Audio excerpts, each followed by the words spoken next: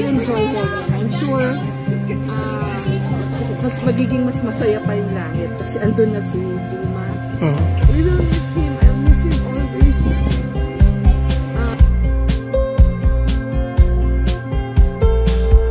Pag-iyak ni Jessica Soho sa naganap na libing ni Mike Enriquez nag-viral sa social media.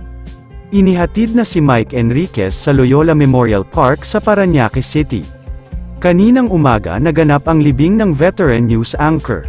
Paglabas ng Christ the King Parish umulan ng malakas. Napuno ng emosyonal na tagpo sa naganap na libing ng yumaong anchor.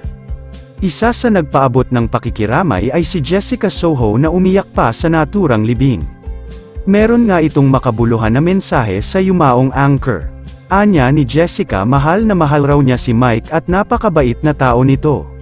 Makikita sa video kung saan pagpatak ang luha ni Jessica habang nagaganap ang interview ng media sa veteran host journalist na si Jessica Soho. Narito ang full video.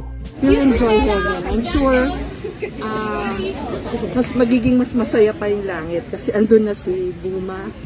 We will miss him. I'll miss him always.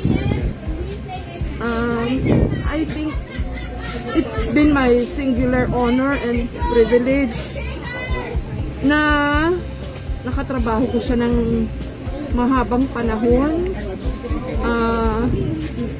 Marami kaming pinagsamahan. At saka proud ako na ako nakaspot sa kanya from radio to move to TV for his career. Pero mahal na mahal niya ang radyo, mahal na mahal niya kayo. Kahit nakilala siya ng husto sa TV, he never forgot radio and he always championed radio as a medium. So yon, proud ako na nakatrabaho ko siya at nagkaroon siya ng TV career because I helped him get into television. Maraming salamat po, Ma'am Jess. Madaming netizens ang nagpaabot ng pakikiramay sa huling hantungan ni Mike. Si Mike Enriquez po ay nailibing na. Hanggang sa muli madami kang alaala na naiwan sa amin.